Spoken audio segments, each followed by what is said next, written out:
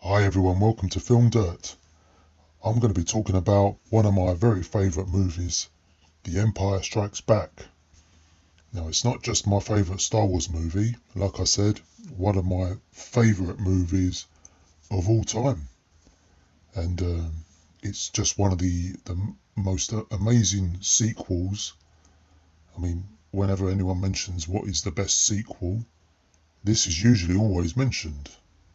I mean, it expands on characters and themes set up in its first movie, and just continues the story. The adventure continues almost.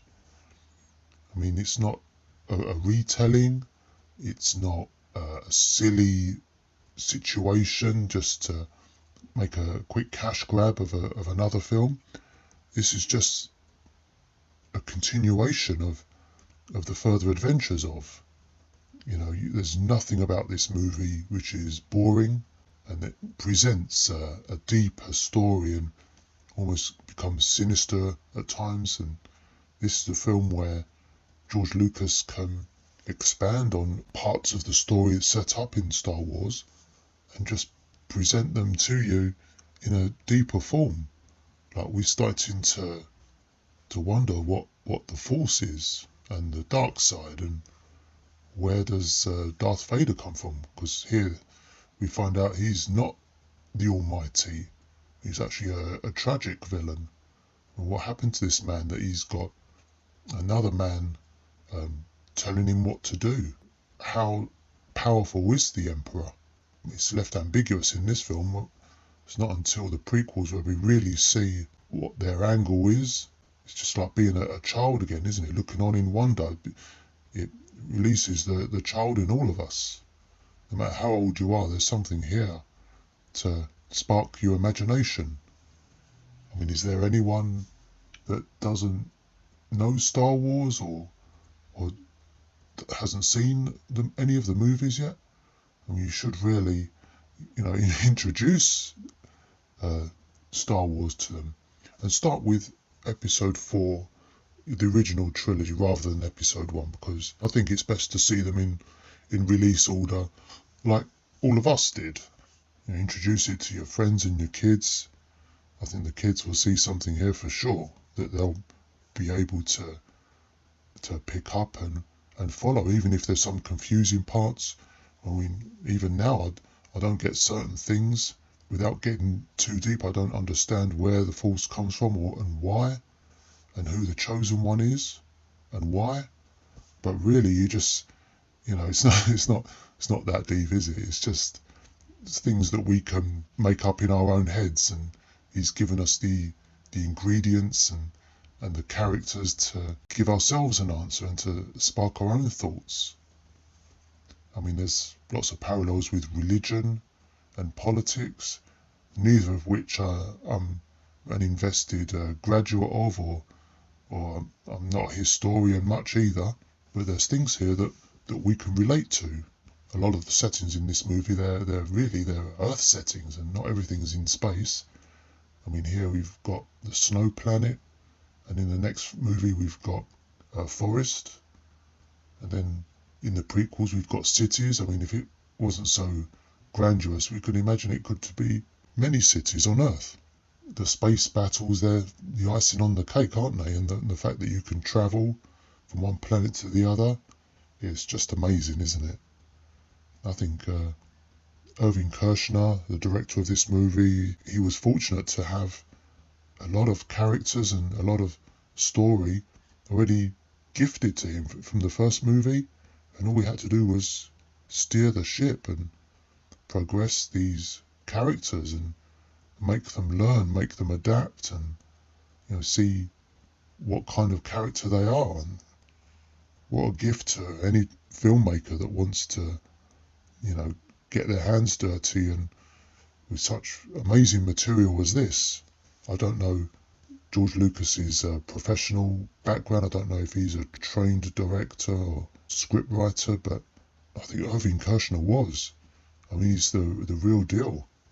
And it's probably a good idea to get a different man in with new ideas, and you almost get a different point of view with certain things. I mean, you got to find the best people, and that's part of the holy grail, isn't it? You've got to find someone that can adapt this story, and I think this is lightning captured in a bottle for sure. And I think all the performances here and the direction and the script are all fantastic. I mean, it certainly sparked everyone's imagination, both personally and professionally. I mean, you ask any industry professional, and they're usually all fans of Star Wars who all say they grew up with the wonder of Star Wars, and it forced them into the film industry. You've still got an iconic villain, and as I said before, you start to learn that he is not the almighty villain. There's another guy above him, and what happened to Darth Vader to be subjected to this and having to wear that suit, and he's obviously horribly disfigured, and we wonder what happened to him. And he's supposed to be our hero's father. I mean, it just really makes you want to see the whole series, doesn't it? You can't just stop at one movie, you've got to see the lot. I mean, this really is, I think, the best movie trilogy of all time. And I love the prequels, and a lot of what story ideas are set up there that I think is probably told in a different way, and George Lucas is in a different stage of his life. I don't think it's on a par with the original trilogy. This trilogy is still in a plane of its own, isn't it? And also, when you look at the sequel trilogy, I don't think that comes anywhere near, despite all the money spent and all the talented people that are working on it. And it doesn't come anywhere near. I don't think it's as good as the original trilogy or even the prequels. But that's an opinion, isn't it? That's, we can all be our own experts, and for me, I think this is the best trilogy of all time. I think a lot of the special effects in this film are absolutely fantastic again, and you can see there's much more of a budget this time. George Lucas was able to secure more funding when the studio realised that he's onto something here, so he's got more to play with. But even then, not every scene is in a grand scale or a grand setting, and there's none of that temptation that comes with a bigger budget. I mean, a lot of this movie is still intimate, and we're still dealing with individual characters. I mean, it's all very well having this planet against that planet, or this race against an evil corporation, but we're still dealing with people, and it's a skilled filmmaker that can actually sell this story to us. We've got people's feelings, and we've already met them before in a previous film, so we become close to them. It's harnessing that blend of how much new can we introduce but still retain what we loved before. But I think this sequel, as its own movie, is absolutely fantastic in the way that it progresses what was established in the first film and still tells you something new.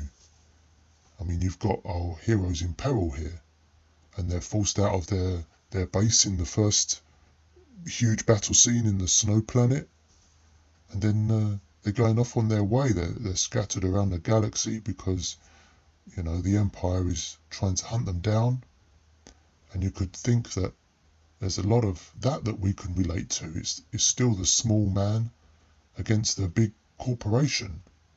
I mean, as a small man, I think, even though that they're an army, even, a smallish army, is still the small person against a huge corporation. And for me, I've always imagined it as a big corporation with limitless money, or a government. I mean, with all that money and all the contacts and the infrastructure, I mean, how much power do you have against these people, even though you think what they're doing is wrong? You've got to do what you think is right and do what's in your heart. You shouldn't really follow others, because it will be too easy to be hooked in by a bigger entity and let them take over you. I mean, there's some good stuff here that even a child would be able to make up their own stories in their own head, because everything is still slightly ambiguous, even though George explained a lot of backstory in the prequels, and that's good, but sparks your imagination, doesn't it? I've got to give this movie a 5 stars for sure. I mean, this is definitely the best Star Wars movie. I mean, everything that it sets up, and there's no padding. Every scene progresses the story and tells you something new and shows you how much peril they're in. It's one of those movies for me where you just wish that you could, see it for the first time again. I mean, there's only a handful of movies that I wish I could do that with, just erase it from your memory and experience it again for the first time and be that child again. I mean, this is one of them. This is definitely up there. 5 stars from me. And I've got to review Return of the Jedi next. I think I've got to complete the trilogy, haven't I? So, just to finish off with a little bit about myself again, I don't accept any free tickets or any paid incentives from any of the studios in exchange for good reviews. All my views are my own. And I've got some reviews coming shortly. So stick around, like and subscribe and all that jazz, and I'll speak to you again soon. Thanks a lot for joining me. It was good speaking to you. And I'll speak to you again. Take care.